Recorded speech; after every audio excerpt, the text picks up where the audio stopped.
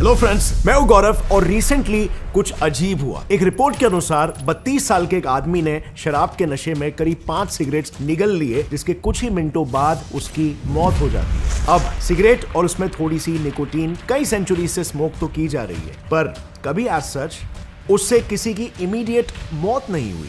But cigarette ये substance आज से नहीं बल्कि इसके डिस्कवरी से ही काफी कंट्रोवर्शियल रहा है। इनफैक्ट इसकी डिस्कवरी की स्टोरी ही काफी इंटरेस्टिंग है। 15th सेंचुरी में क्रिस्टोफर कोलंबस जब एशिया की खोज में निकले और गलती से अमेरिका पहुंचे, तब उन्होंने वहां पर पाया कि नेटिव अमेरिकन तो पहले से ही टोबैको यानी तंबाकू का यूज मेडिसिनल और रिचुअलिस्टिक पर्पस के लिए किया करते थे। वहां से लौटते वक्त कोलंबस और उसके साथी रोड्रिगो डे जेरेस टोबैको के लीव्स को लेकर स्पेन पहुंचे, पर वहां पर पहुंचते ही जेरेस टोबैको के एडिक्शन की वजह से पब्लिकली स्मोक करने लग गए, जिसे वहां की गवर्नमेंट ने एक इलीगल एक्टिविटी के तौर पर देखा और जेरेस को जेल हो गई। अब जैसे ये खबर अड़ोस पड़ोस के countries like France and Portugal तक पहुंचती है, तो फ्रांस के एम्बेसडर जील निकोट, जिनके नाम पर बाय द वे आज निकोटीन और टोबैको का साइंटिफिक नाम रखा गया है, उन्होंने ब्राजील में एस्टैब्लिश पोर्चुगीज कॉलोनी से मिलीभगत करके टोबैको के बीज की तस्करी शुरू कर दी और देखते ही देखते निकोटीन आज पूरी दुनिया में कॉमन नशा बन गया है। यानी कि पिछले 150 सालों से जब से निकोटीन सिगरेट्स के रूप में इस्तेमाल होना शुरू हुआ है,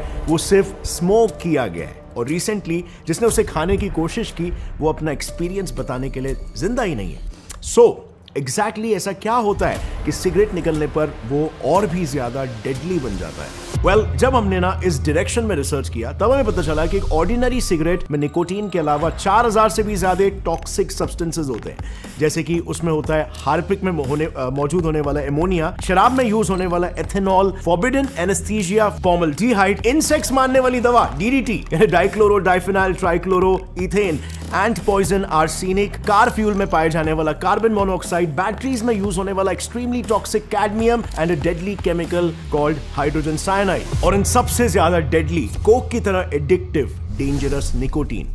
अब शायद आपको पता नहीं होगा, स्मोक करते समय 90% निकोटीन ना हवा में उड़ जाता है, वहीं पर उसे खाने पर 100% निकोटीन आपके बॉडी में मिल जाता है। यानी कि सिगरेट को निगलना स्मोक करने से ज्यादा खतरनाक हो सकता है। Let me explain how.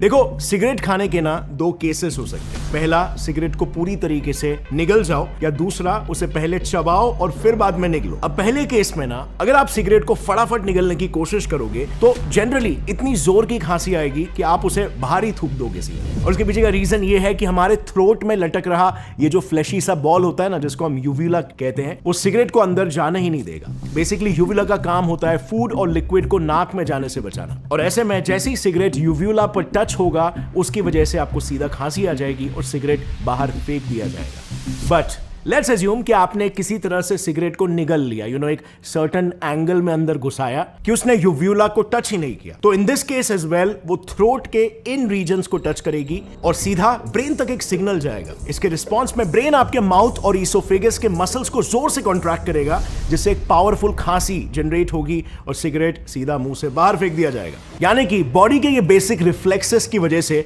Cigarette को अक्खा निगलना is extremely hard, which means the only natural way जिससे आप उस सिगरेट को अपने गले से नीचे उतार सकते हो वो है उसे चबा के खाना। And let me tell you, ये आपको बिल्कुल भी पसंद नहीं आने वाला है, क्योंकि इसका एक्सपीरियंस आपको जरा भी प्लेजेंट नहीं लगने वाला। चलो एक सिगरेट को खाने का एक्सपीरियंस बिना खाए एक्सपीरियंस करने की कोशिश करते हैं। देखो, अगर आपने सिगरेट को चबाया ना, तो उसका ये टेस्टलेस पेपर आपके टंग और सलाइवा के कॉन्टैक्ट में आएगा, पर कुछ समय तक चबाने के बाद इस व्हाइट रीजन के अंदर का टोबैको और फिल्टर के अंदर पड़ा चारकोल और सेल्यूलोज एसीटेट पूरी तरह से मुंह में बिखर जाएंगी। पहले तो ये कॉटन जैसे दिखने वाली सेल्यूलोज एसीटेट आपको टेस्टलेस लगेगी, क्योंकि वो एक सिंथेटिक पॉलीमर है जो पानी, सलाइवा या ऑयल में डिसॉल्व नहीं होती। बट देन कुछ समय बाद इसमें मौजूद चारकोल से मिट्टी और स्मोक जैसा टेस्ट आएगा, एंड इवेंचुअली आपको रियलाइज होगा कि टोबैको का टेस्ट उन बाकी टेस्ट को डोमिनेट करते जा रहा है। और ऐसा इसीलिए because chocolate, mint, liquorice, strawberry etcetera etcetera जिस भी फ्लेवर की सिगरेट होगी, टोबैको पर उसकी सिर्फ एक कोटिंग होती है। यानी इनिशियली भले उसी फ्लेवर का टेस्ट आएगा, पर कुछ ही सेकंड्स में टोबैको कंटिन्यूअसली चबाने से उसका नेचुरल कड़वा टेस्ट आपके पूरे मुंह में फैल जाएगा, जिसके साथ ही द डेंजर ड्रग निकोटीन आपके पूरे बॉडी में फैलने लगेगा। And trust me when I say this, I mean आपकी बॉडी का हर एक टिश्यू, हर एक ऑर्गन, टंग, गम्स, टॉन्सिल्स, बेसिकली आपकी पूरी बॉडी इस निकोटीन को इतने फटाफट कंज्यूम करेगी जैसे एक प्यासे को पानी मिल जाए। And all this because nicotine आपकी बॉडी को ट्रिक करता है उसे बॉडी का एक एसेंशियल विटामिन B3 समझने में।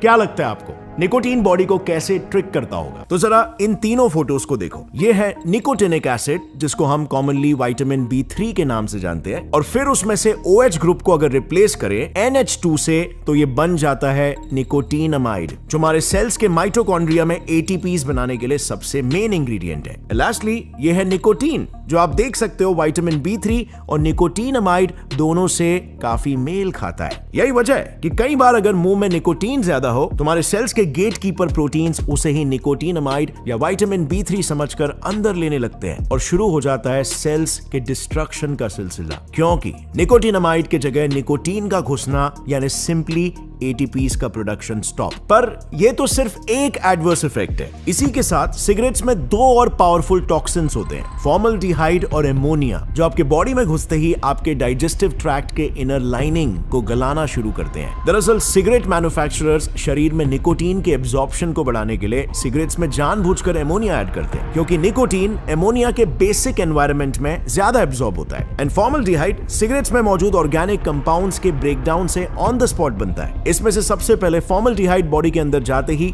बॉडी में मौजूद एंजाइम्स के साथ रिएक्ट करके फॉर्मिक एसिड बनता है। ये एसिड धीरे धीरे करके बॉडी के ऑर्गन्स को करोड़ यानी गलाने लगता है, और इसके हमारे सेल्स में पहुंचते ही ये उन सेल्स में मौजूद सारे यूजफुल प्रोटीन्स को प्रेसिपिटेट करवाता है, बिल्कुल वैसे ही जैसे दूध में नींबू निचोड़ने से उसके सारे प्रोटीन्स प्रेसिपिटेट हो जाते हैं और वो दही बन जाता है। पर सेल्स के केस में ये प्रोटीन्स के जाने से वो सेल्स मरने लगते हैं, और इस प्रक्रिया के लगातार दोहराने से आपके मुंह और गले में कैंसर हो सकता है। इसके साथ ही फॉर्मल्डिहाइड प्रेग्नेंट लेडीज में प्लेसेंटा बनाने वाले सेल्स यानी ट्रोफोब्लास्ट्स को इफेक्ट करके प्रेगनेंसी रिलेटेड हार्मोन्स जैसे एस्ट्रोजेंस और प्रोजेस्टेरॉन के सेक्रीशन को भी कम करता है। ऑन द अदर हैंड इसके एग्जैक्ट विपरीत एमोनिया बॉडी में जाते ही वाटर के साथ रिएक्ट करके अमोनियम हाइड्रोक्साइड यानी कि एक बेस बनाता है, जो फॉर्मल्डिहाइड जैसे ही बॉडी के ऑर्गन्स को गलाने लगता है। अब नेचुरली इन एसिड्स और बेसिस से बचने के डिफेंस के तौर पर बॉडी लंग्स में हवा पहुंचाने वाली पाइपलाइन यानी ब्रोंकाई को सिकोड़ता है, और इसकी वजह से लंग्स में हवा अंदर नहीं पहुंच पाती, जिससे लंग्स में वैक्यूम से नेगेटिव प्रेशर बनता है, और लंग्स में से हवा ब्लड वेसल्स में जाने की बजाय ब्लड वेसल्स में से फ्लूइड्स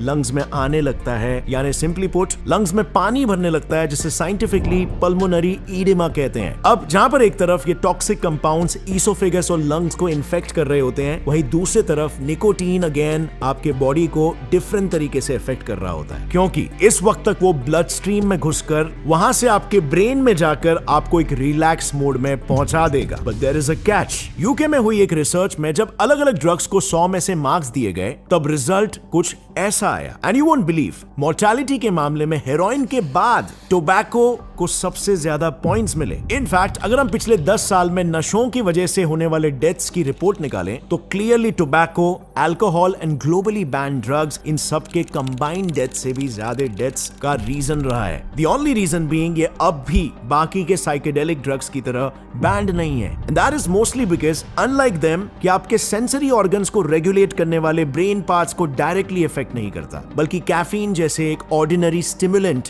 के भेस में इफेक्ट करता है। दरअसल होता यह है, एक न्यूरोट्रांसमीटर है एसिटाइलकोलिन, जिसका काम होता है ब्रेन की मदद से हार्ट बीट्स और ब्रीदिंग को कंट्रोल करना और ब्रेन का फोकस बनाए रखना। बेसिकली एसिटाइलकोलिन हमारे सिंपैथेटिक और पैरासिम्पैथेटिक नर्वस सिस्टम्स का सबसे इंपॉर्टेंट न्यूरोट्रांसमीटर है। सिंपैथेटिक नर्वस सिस्टम हमारे फाइट एंड फ्लाइट यानी कि डेंजरस सिचुएशन के रिस्पॉन्सेस को कंट्रोल करने वाला नर्वस सिस्टम है, और पैरासिम्पैथेटिक नर्वस सिस्टम बिल्कुल उसका एग्जैक्ट ऑपोजिट काम करता है, यानी हमारे बॉडी को रिलैक्स करने का। और दोनों ही सिस्टम्स अपने फंक्शन एंड कम्युनिकेशन के लिए एसिटाइलकोलिन का इस्तेमाल करते हैं। पर प्रॉब्लम बस यही है कि इसका स्ट्रक्चर निकोटीन के स्ट्रक्चर से काफी सिमिलैरिटी खाता है, और इसीलिए निकोटीन एसिटाइलकोलिन के रिसेप्टर से अटैच हो जाता है बिकॉज ऑफ स्ट्रक्चरल सिमिलैरिटी। और अब क्योंकि निकोटीन एसिटाइलकोलिन की जगह पर बैठा है, वो बिना एसिटाइलकोलिन के भी अननेसेसरीली ब्रेन और हार्ट बीट्स को स्टिमुलेट करने लगता है, जिससे रिवॉर्ड सिस्टम से जुड़ा neurotransmitter dopamine, good mood neurotransmitter serotonin, focus and attention booster neurotransmitter adrenaline, ये सभी रिलीज होने लगते हैं और इसका ओवरऑल इफेक्ट आपको 7वें आसमान पर ले जाता है। एंड बाय द वे, अब तक मैंने जो भी बताया ये सब होता है बस कुछ ही मिनटों में, और इसीलिए सिगरेट से एक इंस्टेंट हिट फील होता है। इनफैक्ट ऐसा ही कुछ कोक जैसे ड्रग्स में भी होता है, जिनसे आपको यूफोरिया और एक सडन रश सा फील होता है। पर इसका मैकेनिज्म सरप्राइजिंगली निकोटीन का एग्जैक्ट ऑपोजिट है, भले ही फाइनल इफेक्ट सिमिलर हो। ये ड्रग्स अनलाइक निकोटीन एसिटाइलकोलिनेज एंजाइम की मदद से एसिटाइलकोलिन के प्रोडक्शन को कम कर देते हैं, जिससे बॉडी के सेल्स एक तरीके से